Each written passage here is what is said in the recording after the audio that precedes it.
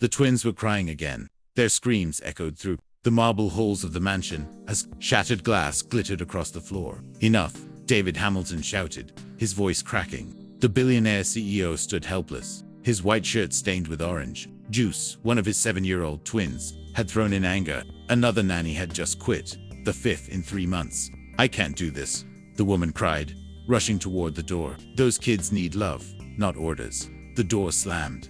Silence. David sank into the couch, rubbing his temples. His late wife Lily had always been the heart of the home. Since she died, everything, even laughter, had vanished. That night, when the agency called to say they were sending one last candidate, David barely listened. But when the doorbell rang the next morning, and a calm black woman stood there holding a small notebook, something about her presence made him pause. Her name was Grace. She was in her 30s, soft-spoken but confident, with kind eyes that seemed to see right through the chaos. "Mr. Hamilton," she said gently, glancing toward the twins standing defiantly on the staircase. "I don't need them to like me. I just need to understand them." David watched, skeptical but too tired to argue. From the start, Grace did things differently. She didn't bark orders or make threats. She simply observed. The twins, Emma and Ryan, tested her with tantrums, silence, and pranks. But Grace never raised her voice. When Emma refused dinner, Grace sat beside her quietly, humming a lullaby until the little girl's anger melted into tears. When Ryan threw his toy car at the wall, Grace picked it up, handed it back, and said softly, "You miss your mom, don't you?" The boy froze. No one had said those words since the funeral. Days turned into weeks. Slowly, laughter began returning to the house. Grace taught the twins to bake cookies, helped them build a fort in the living room, and every evening, read to them stories from a tattered book she always carried. David noticed the change. For the first time in months, he came home to see his children smiling. But there was something else, something deeper about Grace that puzzled him. Sometimes he'd find her in the backyard after sunset, kneeling near the rose bushes his late wife planted, whispering softly to herself.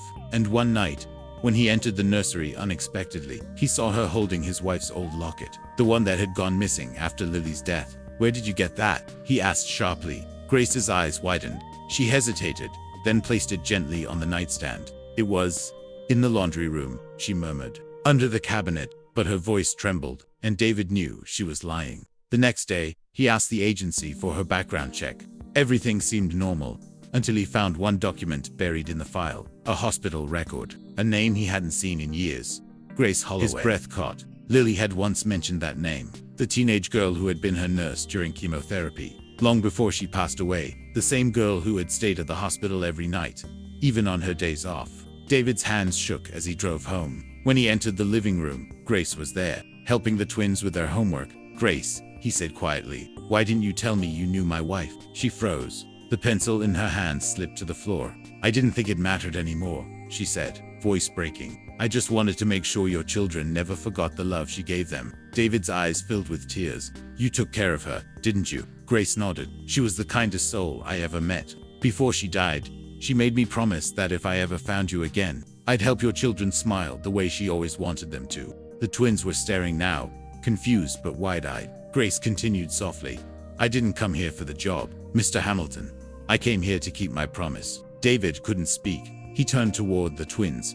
Their eyes were glistening, their small hands clinging to Grace's. That night, after putting them to bed, he found Grace sitting on the porch steps, staring at the stars. "She told me you tried to do everything alone," Grace said quietly. "But even the strongest man needs someone to remind him that love doesn't end. It just changes form." Tears rolled down his cheeks. "I didn't think anyone could fill the space she left." Grace smiled faintly. "I'm not here to fill it, just to keep it open." He nodded, his heart finally softening after months of grief. From that day forward, Grace became more than a nanny. She was family. Weeks later, when the twins performed at their school recital, David sat in the front row, watching them hold Grace's hand as they bowed. And for the first time since Lily's passing, he felt something powerful. Peace. As the lights dimmed, he looked at Grace and whispered, "Thank you." She smiled, eyes shimmering. "Don't thank me, sir. Thank her. I just kept her love alive." The moral appeared as the screen faded to black. Love isn't about blood. It's about who shows up when your world falls apart.